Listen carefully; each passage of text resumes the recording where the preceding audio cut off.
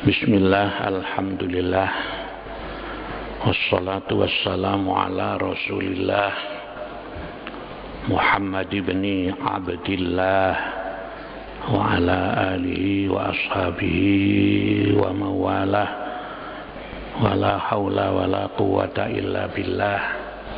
Amma ba'du. Para bapak dan ibu sekalian rahimakumullah, sebelum kita melanjutkan pengajian, terlebih dahulu ada permohonan bantuan pembacaan surat Fatihah untuk Ibu Sri Fatimah, alamat Tongan, Malang, yang sekarang sedang dirawat di Rumah Sakit Umum Saiful Anwar. Kita doakan bersama-sama, mudah-mudahan Allah segera memberikan kesembuhan sehingga bisa melaksanakan ibadah kepada Allah dengan baik dan sempurna. Liqadai hajatina wa qadai hajatina. Al-Fatihah. Bismillahirrahmanirrahim.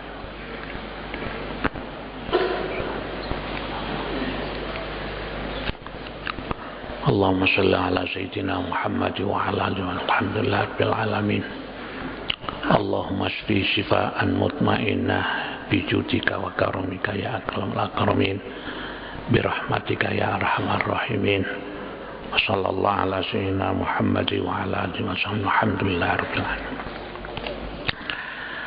Para bapak dan ibu sekalian, pada pengajian yang lalu telah kita bicarakan bahwa manusia ini diciptakan oleh Allah mempunyai beberapa hak asasi manusia. Di antara hak asasi manusia itu adalah setiap orang mempunyai hak untuk sehat. Karena itulah Islam mengajarkan supaya kita ini bisa menjaga kesehatan. Kita tidak diperbolehkan memakan atau minum hal-hal yang dilarang oleh Allah Subhanahu wa ta'ala.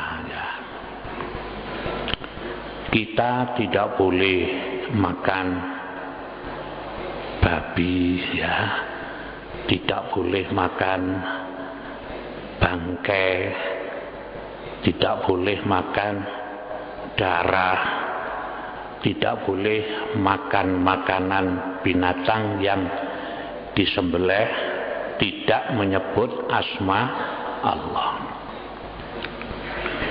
Ini semuanya dilarang, karena semua yang dilarang itu adalah mengandung bahaya terhadap kesehatan manusia. Demikian juga Allah melarang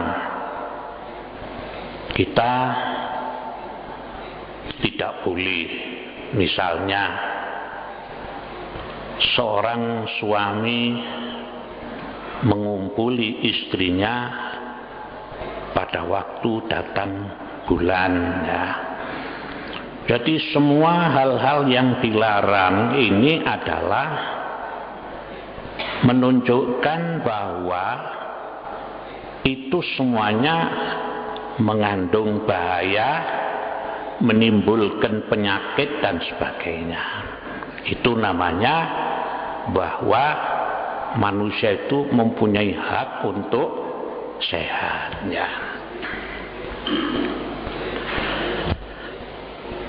Akan tetapi kita harus tahu bahwa semua yang dilarang itu menjadi boleh apabila dalam keadaan darurat, ya. Para jamaah sekalian, di dalam Islam itu hukum itu ada dua macam, ya. Yang pertama namanya hukum azimah. Hukum yang asli itu hukum azimah. Yang kedua namanya adalah hukum rukhsah. Hukum yang sudah mendapatkan dispensasi, ya. Dispensasi ini ada yang sebagian, ada yang penuh. Sekarang misalnya kita diwajibkan salat 5 waktu. Sebelum kita salat, kita diwajibkan untuk berwudu. Jadi berwudu itu adalah hukumnya wajib. Orang salat tanpa wudu itu wudunya tidak sah, ya. Tapi kalau misalnya orang itu dalam keadaan sakit, maka dia mendapatkan hukum rukhsah atau dispensasi, tidak bisa menggunakan air berwudu, maka dia boleh tayamum. Nah, itu namanya hukum rukhsah. Mandi jinabat misalnya, namanya mandi itu kan harus dengan air. Tapi dalam keadaan sakit, seseorang itu boleh mandi itu diganti dengan tayamum. Nah, jadi kalau wudu dengan air itu namanya azimah, kemudian diganti dengan tayamum karena sakit, itu namanya hukum rukhsah atau hukum dispensasi, ya. Misalnya lagi sholat duhur, asar, isya itu adalah 4 rakaat, ya. Tapi kalau misalnya kita sedang pergi yang jaraknya itu sudah masafatul qasri, jaraknya sudah lebih dari 81 km, maka salat itu boleh dikosor, ya. Yang 4 itu dikosor menjadi 2. Nah, seperti kita pergi ke Surabaya, sampai di sana masuk waktu zuhur, kita boleh mengkosor zuhur itu 4 rakaat menjadi 2 rakaat. 4 rakaat ini namanya azimah, dikosor menjadi 2, itu namanya rukhsah atau dispensasi tadi itu, ya. Kemudian dispensasinya nanti ada lagi. Di samping boleh dikosor, boleh dijamak, ya. Zuhur digandeng dengan asar, artinya salat asar dikerjakan sekaligus setelah mengerjakan sholat zuhur. Ini namanya jamak takdim. Atau kalau misalnya sholat duhurnya ditunda sampai masuk waktu asar, itu juga boleh. Artinya sholat duhur baru sholat asar, tapi waktunya di sholat asar, itu namanya adalah jamak takhir. Nah, ini namanya hukum rukhsah, ya. Jadi di dalam Islam itu semuanya gampang, semuanya bisa dikerjakan, ya. Jadi kalau ada orang tidak salat itu bukan berarti tidak bisa, tapi adalah karena tidak mau, ya. Misalnya orang salat wajib berdiri, ya. Tapi kalau dalam keadaan sakit tidak bisa berdiri, boleh salat dengan duduk. Duduk saja tidak bisa, boleh salat dengan mengkurep. Ya, mengkurep tidak bisa, melumah saja tidak bisa, boleh sholat itu dengan ketip-ketip. Loh, kan gitu ya. Jadi kan semua itu serba gampang karena ada di samping hukum azimah ada hukum rukhsah. Puasa Ramadan itu adalah wajib bagi setiap orang Islam, laki perempuan, dan kuat mengerjakan puasa, ya. Orang Islam, ya, yang sudah dewasa, berakal, sehat, ya, itu wajib berpuasa. Akan tapi bagi orang yang tidak kuat itu boleh. Jadi misalnya saja orang yang sakit boleh tidak puasa. Faman kana minkum maridhan aw ala safarin fa iddatum min ayyamin ukhra.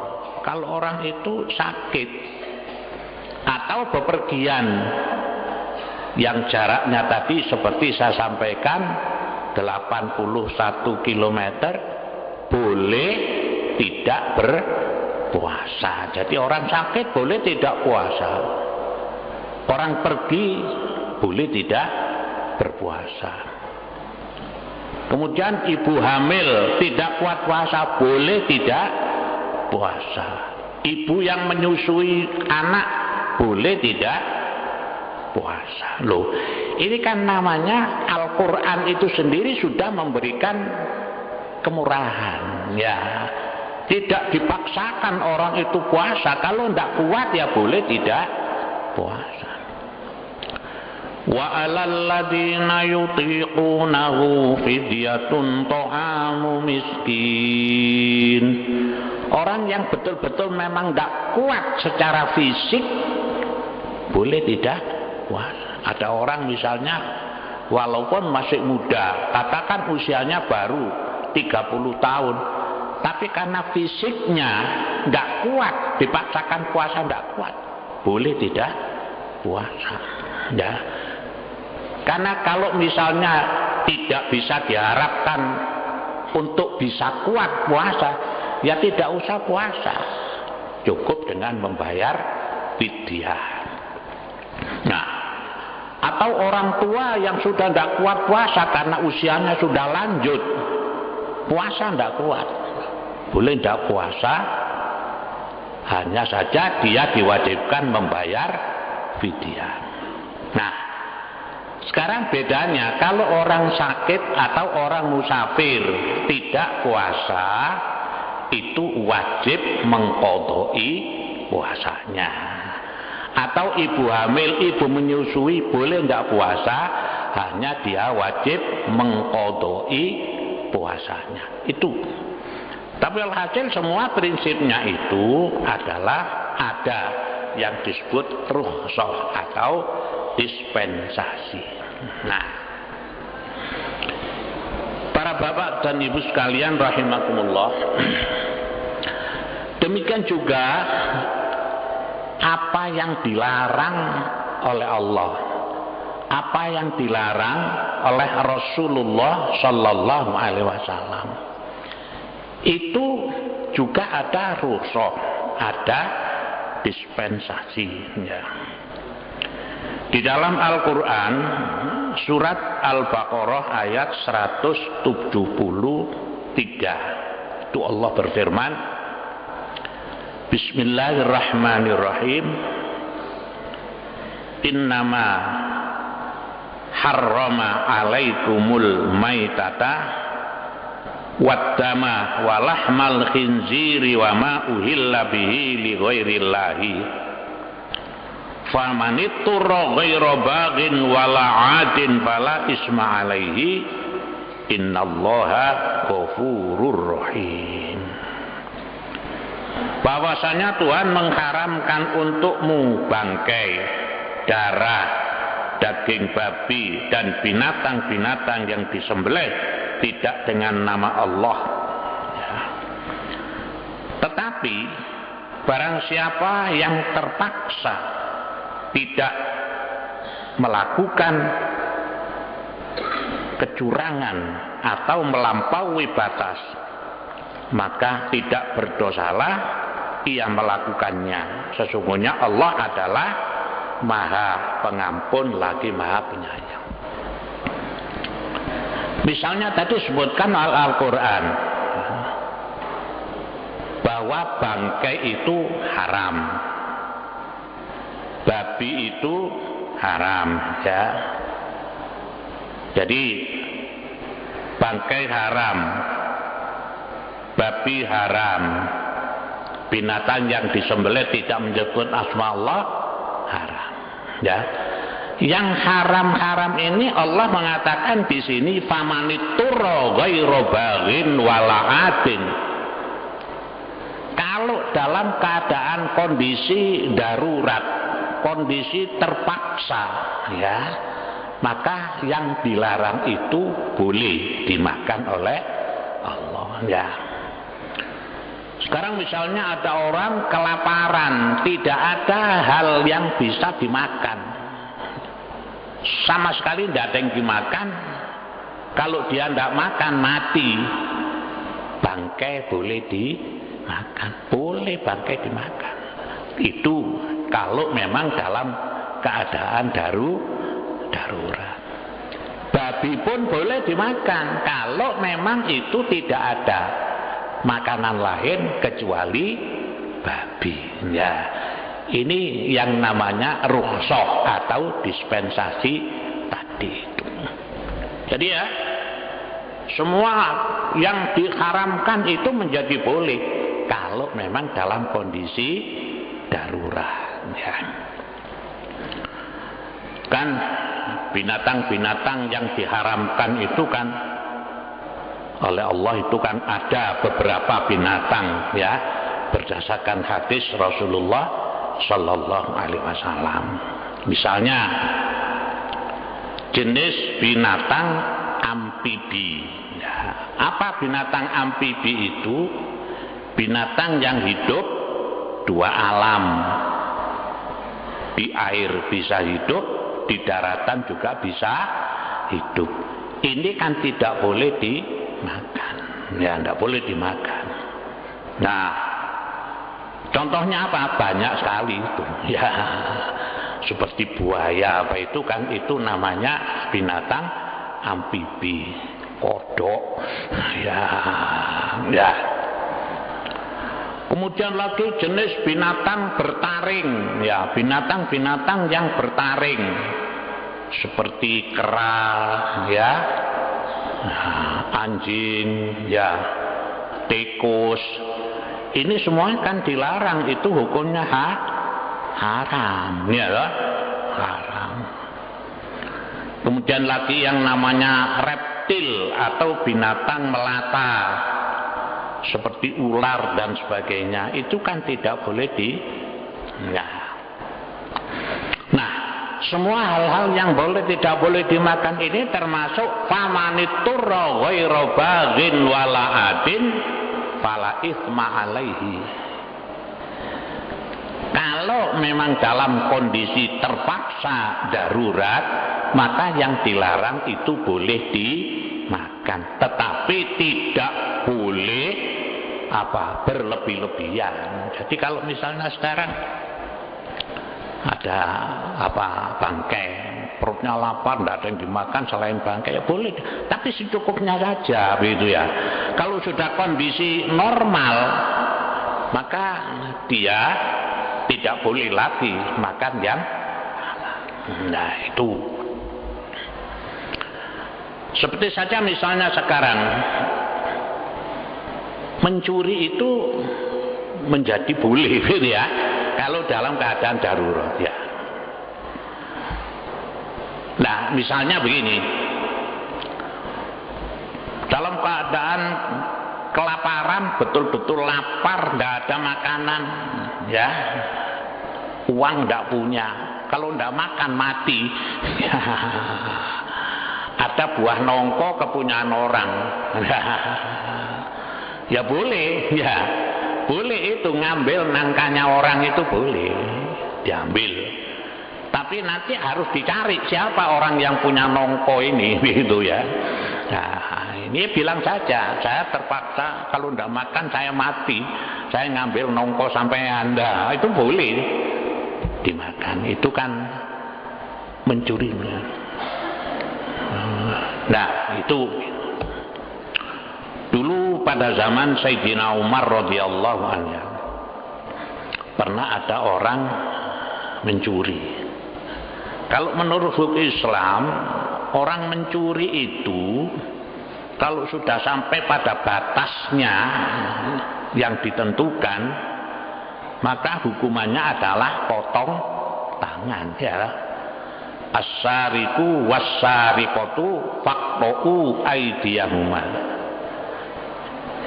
Pencuri laki, pencuri perempuan, maka hendaklah dipotong tangannya. Tapi motong tangan ini syaratnya satu, kalau yang dicuri itu sudah sampai pada batas yang sudah ditentukan itu, jadi tidak sembarang mencuri. Yang kedua, yang melaksanakan potong tangan itu adalah penguasa ya. Jadi tidak boleh sampai ada orang mencuri tekel diketok dewi tangani lah, tidak boleh. Itu harus ada pelaksana eksekusi namanya ya. Itu yang setelah diputuskan pengadilan ini ada petugasnya. Lah pada waktu zaman Sayyidina Umar itu ada orang mencuri. Setelah ditangkap ditanya, kenapa sampai kau mencuri? Iya, saya ini mencuri Sayyidina Umar karena saya sudah 3 hari tidak makan. Oh ya, sudah 3 hari tidak makan. Pekerjaanmu apa? Saya tidak punya pekerjaan. Saya tidak punya apa-apa. Jadi terpaksa saya mencuri. Nah, akhirnya diputuskan orang ini tidak dipotong tangannya ya, malah suruh pulang disangoni tambahan. Wis mulia kon tak sangoni loh, begitu ya. Loh itu, jadi itu namanya hukum darurat atau hukum rukhsah. Ya. Sekarang misalnya orang laki-laki melihat auratnya orang perempuan, itu kan haram ya. Auratnya orang perempuan itu kan seluruh tubuhnya kecuali muka dan tapak tangan. Orang laki-laki melihat aurat orang perempuan itu hukumnya haram. Orang perempuan melihat auratnya orang laki-laki haram ya. Ya. Tapi dalam kondisi darurat itu bolehlah. Misalnya sekarang dokter ya, ada pasien, dokternya laki-laki, pasiennya perempuan, gitu ya. Ya, kalau nyontek kan nyonteknya dibokong, ya, kan digerayai dhisik, ya, dilihat kok ndak keliru nyonteknya. Boleh ini karena apa? Karena darurat, karena dokter boleh nyontek bokongnya perempuan, ya toh. Tapi kalau sampean bukan dokter ngerayai ya ndak boleh. Ya, eto-eto dokter nyontek ya ndak bisa, itu ndak boleh. Ya. Seorang perempuan melahirkan misalkan bidannya ndak bisa menangani karena ini terjadi error, ya, ada permasalahan. Kemudian dibawa kepada dokter kebidanan atau dokter ahli kandungan. Dokternya ini laki-laki, ya, dokternya laki-laki. Tidak ada dokter perempuan ya yang ahli di dalam bidang.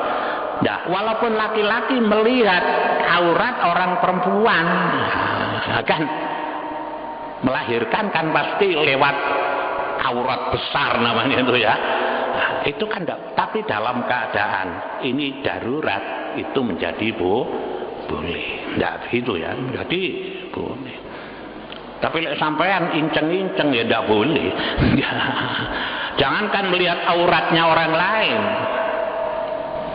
melihat auratnya sendiri, ya aurat yang di bawah udel itu ya, itu melihat kepunyaannya sendiri itu saja tidak boleh kalau tidak ada kepentingan. Mlebu kamar mudo, ya, melaku di karepe kaca didelok, nah itu tidak boleh itu ya. Coba sampean baca di kitab Sulam, ya. Melihat auratnya sendiri itu tidak boleh kalau memang tidak ada kepentingan. Loh, itu. Jadi ini ada namanya hukum azimah, ada namanya hukum rukhsah, ya. Jadi para bapak dan ibu sekalian rahimakumullah, saya katakan sekali lagi bahwa yang namanya sulit di dalam Islam itu tidak ada ya. Semua gampang ya, semua gampang. Dulu saya pernah membimbing seorang Tionghoa ya, itu masuk Islam bersama keluarganya. Ya, ini juga karena hidayah Allah ya. Orang ini senang baca buku-buku itu, buku-buku Islam. Kemudian pada satu saat itu kenal dengan saya. Setelah kenal banyak ngomong-ngomong soal masalah agama ya. Pertama dia tanya begini, Ustadz, di dalam Islam itu kok banyak yang diharam itu kenapa? Ya, masa babi tidak boleh? Saya ini mulai kecil makan babi karena bapak ibu saya, orang tua saya makan babi. Paling tidak saya itu 2 hari sekali makan babi, 2 hari itu ya. Saya juga senang ini. Malah kalau papa saya itu nyembelih ayam itu tidak disembelih malah. Ya apa? Ditindih watu. Tidak usah disembelih, PT urip ditindih watu sak mati ini. Loh gitu ya. Ini kan haram, ini haram ya. Sekarang saya katakan segala sesuatu yang diharamkan oleh Allah, diharamkan oleh Rasulullah Sallallahu Alaihi Wasallam, itu pasti ada manfaatnya. Karena prinsipnya Islam itu adalah melindungi yang namanya melindungi kesehatan.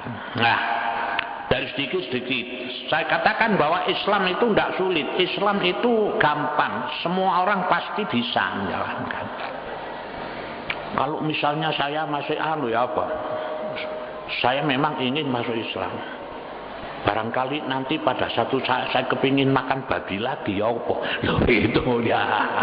Ya. Namanya sudah biasa. Ya kalau memang sampean kepingin ya titik ayo agak-agak. Lama-lama kan sama sekali enggak ya. Nah sekarang ini malah taat sekali beragama ya. Ada apa-apa tanya saya, Ustadz ini haram apa tidak? Loh begitu ya.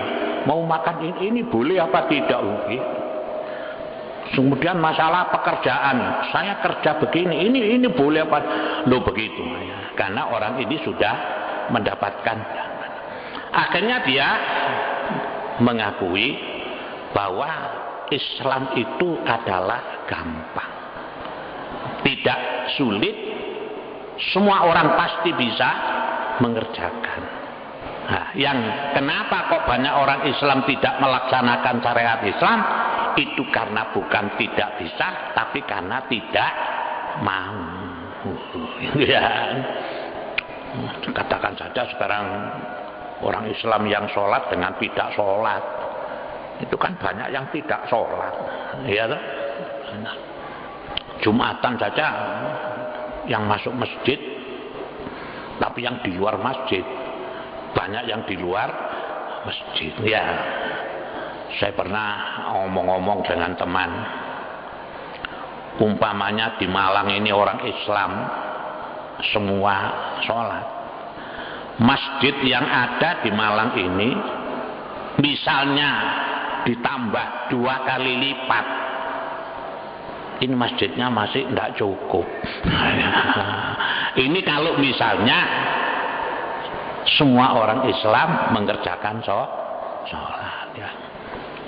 Puasa, ini orang Islam banyak yang tidak puasa, itu lebih banyak yang tidak puasa daripada yang puasa. Nah, ini kalau misalnya semua orang Islam itu puasa, orang buka warung itu tidak payu. Tapi sekarang warung-warung laris. Nah ini padahal yang makan itu yang banyak orang Islam tapi tidak poso kan gitu. Nah ini salahnya. Yang buka warung orang Islam, yang makan juga orang Islam. Loh ini ya. Makanya dulu saya pernah tanya kepada Al-Habib As-Sayyid Alwi Al-Idrus, bagaimana hukumnya orang Islam itu kalau buka warung pada waktu siang hari? Katanya Sayyid Alwi, hukumnya haram, ya, karena Indonesia ini adalah mayoritas beragama. Boleh buka warung, tapi warungnya harus ditulisi, ya. Warung ini dibuka hanya khusus untuk 1 orang kafir, 2 untuk orang musafir, 4 orang yang datang bulan, gitu ya. Ya, baru boleh buka warung. Kalau ada orang misalnya tidak datang bulan masuk, wis di luar tanggung jawab yang punya. Nah, jadi kembali pada pokok persoalan para bapak dan ibu sekalian, bahwa prinsipnya Islam itu adalah gampang, bisa dikerjakan oleh siapa saja. Kalau orang itu tidak melaksanakan, bukan berarti tidak bisa, akan tapi karena tidak maunya. Demikian, mudah-mudahan ada guna dan ada manfaatnya. Allahumma inna nas'aluka ilman nafi'ah wa amalan mutaqabbala wa lisanan dzakira wa qalban khashi'ah wa amalan maqbula. Rabbana zalamna anfusana wa illam taghfir lana wa tarhamna lanakunanna minal khasirin. Rabbana wa tub alaina ya maulana innaka antat tawwabur rahim. Wa sallallahu ala sayyidina Muhammadin wa ala alihi wa sahbihi wa sallam walhamdulillahi rabbil alamin. Assalamualaikum warahmatullahi wabarakatuh.